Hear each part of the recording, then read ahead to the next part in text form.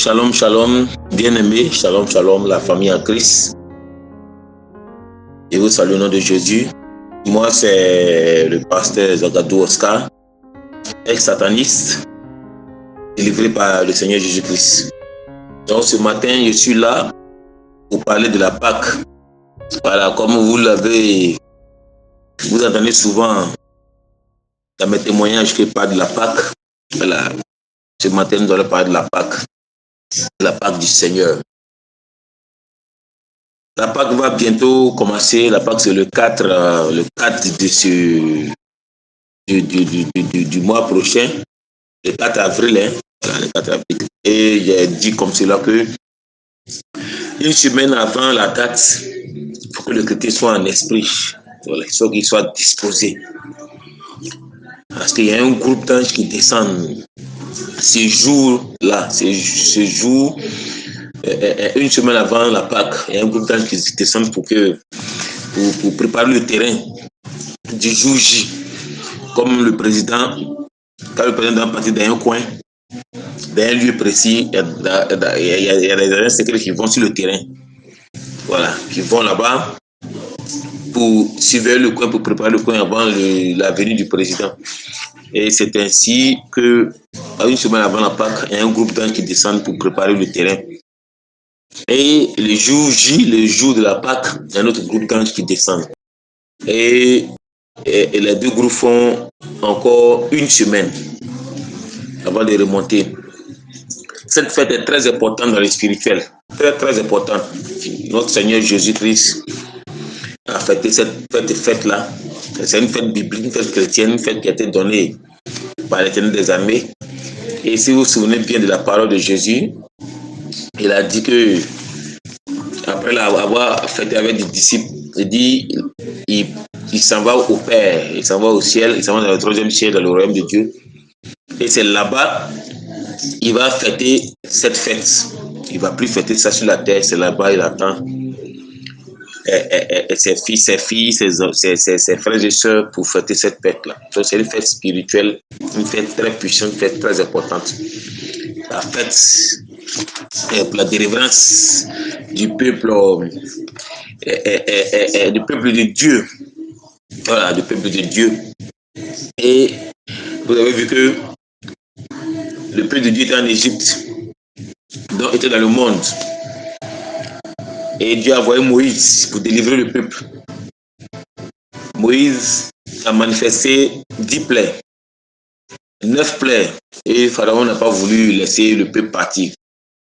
Et Dieu a dit au peuple de se préparer, tuer l'agneau, mettre le sang sur le linteau et sur le poteau de la porte. L'Éternel va venir avec la 10e plaie pour frapper le pays d'Égypte. Ce sang-là était l'image du sang de Jésus-Christ. Donc, au cours de cette fête de Pâques-là, on doit beaucoup se repentir. Voilà, beaucoup demander pardon à Dieu pour les fêtes qu'on a eu à faire qui ne sont pas bibliques et demander pardon à Dieu pour tout ce qu'on a fait comme erreur, comme péché. Et après, invoquer le sang de Jésus-Christ. Invoquer le sang pour nous laver, purifier le sang. Pour que ce sang soit sur nous, entièrement nous couvre. C'est la marque. C'est le sang de l'alliance, une alliance avec Dieu. Et invoquer le sang dans notre maison. Contrôler, que le sang contrôle la maison. C'est au cours de la fête de Pâques qu'il y a une délivrance. Donc il y a délivrance au cours de la fête et il y a restauration pour cette fête-là. Donc après avoir invoqué le sang de Jésus-Christ, après avoir prié sincèrement, nous faisons appel maintenant au destructeur. Comme vous le savez, au destructeur. Exode 12, verset 23. Et Hébreux 11, verset 28, je passe bien. Le destructeur est un ange très puissant qui descend rarement sur la terre. Il est aussi appelé exterminateur. Il détruit tout son passage, tout ce qui n'est pas de Dieu. extermine tout son passage. Donc les chrétiens utilisent ces passages-là. Voilà, des passages d'Hébreux 11, verset 28 et de Exode 12, verset 23. Pour prier, envoyer ces passages-là sur la terre, dans le lieu où vous travaillez, dans le monde spirituel, contre tous ceux-là qui parlent contre vous, tous ceux-là qui se sont levés contre vous, afin que l'Éternel les juge, les frappe pour votre délivrance totale. Vous devez être délivré entièrement, pour être libéré entièrement. Donc il vous faut cette arme, ce destructeur, cet exterminateur, pour le combat, pour balayer tous vos chemins. Parce que là, c'est le temps où vous devez être délivré, le temps où vous devez être libéré, le temps où vous devez être restauré complètement. C'est une fête très importante. Donc, utilisez cette arme pour le combat, pour la délivrance totale. Une semaine avant la Pâque, il y a des visitations pour ceux qui se préparent en esprit. Des visitations terribles. Et Dieu accorde des forces spirituelles à tous ceux-là qui se préparent avant la fête. Dieu accorde des moyens financiers à tous ceux-là qui se préparent avant la fête. Bien aimé, je vous encourage en tout cas au cours de cette période-là à prendre des moments de jeûne. Longtemps, vous avez demandé des choses à Dieu. Longtemps, vous priez devant Dieu. Si vous avez l'occasion au cours de cette période de fête-là, une semaine avant et une semaine après, d'être exaucé. Donc vous allez utiliser ce passage de destructeur pour le combat, pour que le Seigneur vous délivre complètement. Et vous voyez que quand le peuple était délivré, le peuple allait dans le désert. Et après la délivrance, Satan les a poursuivis.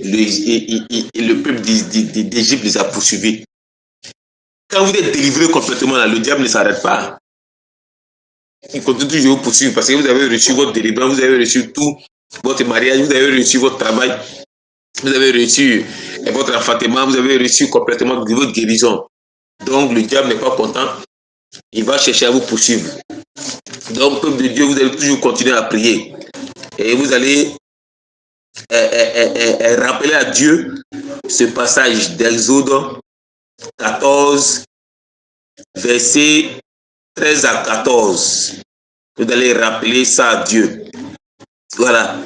Qui est dit où on dit les Égyptiens que vous voyez aujourd'hui, vous n'allez plus jamais les voir. Car l'Éternel combattra pour vous et vous gardez le silence. Donc vous allez rappeler ce passage-là à Dieu. Et vous allez toujours continuer à prier et de garder le silence. Et après ça, vous allez encore faire appel à un passage. Un passage pour toujours continuer la prière. Exode 14, verset 24.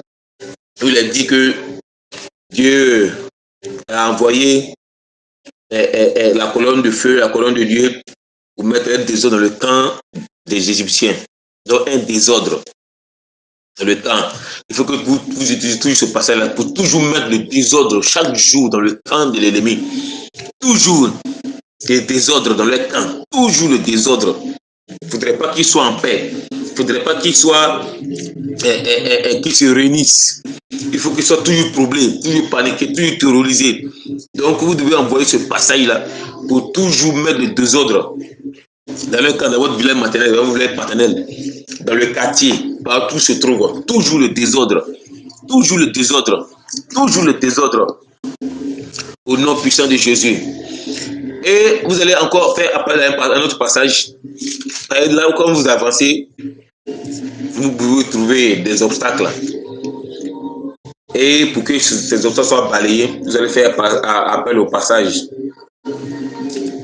La Bible dit, Moïse a levé son bâton et la mer Rouge a été divisée en deux. Dieu envoya un souffle.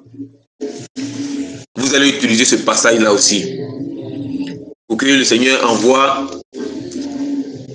cet esprit de Dieu-là, cette puissance-là, cette force-là, au devant de vous. que ce passage-là descende au devant de vous toujours pour souffler, afin que rien, il n'y ait pas d'obstacle au devant de vous, afin que tout ce qui est, tous les pièges que l'ennemi veut mettre, tout cela soit balayé. Au nom de Jésus, au cours de cette fête-là et après la fête, que cette puissance de Dieu qui a ouvert la mer rouge, cette puissance de Dieu soit toujours devant vous pour ouvrir le chemin pour vous, pour ouvrir totalement le chemin, afin que vous puissiez avancer. Le diable n'aime pas ces prières. Et il y a des versets qu'il n'aime pas qu'on utilise pour nos prières au temps de cette période de Pâques-là. Il n'aime pas le psaume 24, verset 7 à 10. Oui, c'est un passage de porte, un passage d'ouverture de porte. Il n'aime pas, comment on dit ça même, Colossiens 2, versets 14 à 15. Il n'aime pas aussi ces passages-là. Parce que, comme vous le voyez, dit à la 9 heure que Dieu est mort, il a rendu l'esprit. Et cette heure précise que tous les démons ont été complètement vaincus. Car la Bible nous dit qu'il les a livrés publiquement pour que la honte soit sur eux. Donc ce passage-là est très important pour cette période de Pâques-là, très important pour toutes les périodes, tous les jours de l'année. Et ce passage-là, on peut l'utiliser à n'importe quelle heure. Colossiens 2, là, verset 14, à n'importe quelle heure. Mais l'heure qui est très importante pour ce passage, c'est 15 heures. Après, encore un jour viendra où on va rentrer dans les détails des mystères des heures. Pourquoi 9e heure, 6e heure, 1er heure, pourquoi Dieu a mis, Dieu ne fait rien au hasard. Tout est classé, tout est en ordre. Dieu ne fait rien au hasard. Voilà. Donc, nous passons encore des portes qui est lié à Psaume 24. Ésaïe 62, verset 10. Ésaïe 62, verset 10 a été utilisé puissamment pour la prière. Au cours de la fête de Pâques, la résurrection de Jésus est ressuscité. Donc, tout doit être ressuscité avec nous.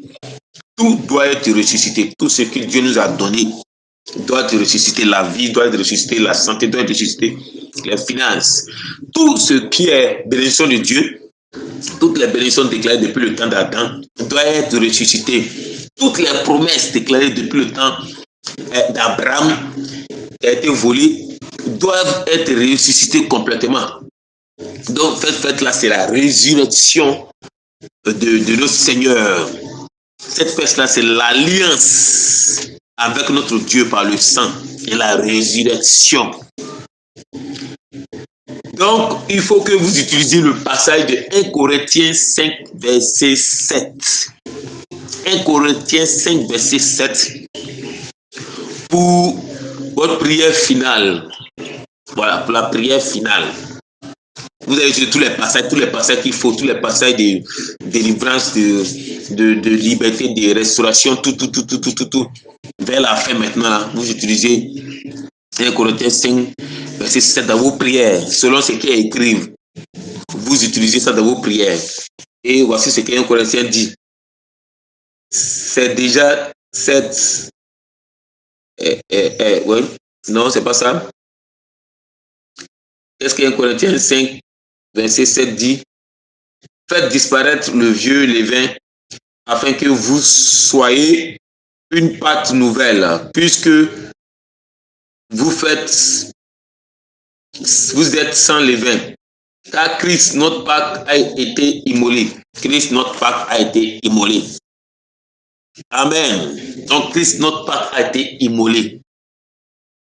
Donc, vous utilisez ce passage-là pour les prières. Christ, votre Pâque, a été immolé. Donc, vous avez reçu le sang complet dans tous les domaines de votre vie. Et vous avez reçu la résurrection totale de tous les domaines de votre vie. Christ est mort pour vous. La Pâque a été commencée en Égypte, comme je l'ai dit, par une offrande, la mort d'un agneau. Et Christ est ressuscité pour vous. Amen. Donc Christ est mort, Christ est ressuscité. Donc la résurrection de tout ce qui vous appartient, venant du 3e ciel. La résurrection de tout ce qui est pour vous.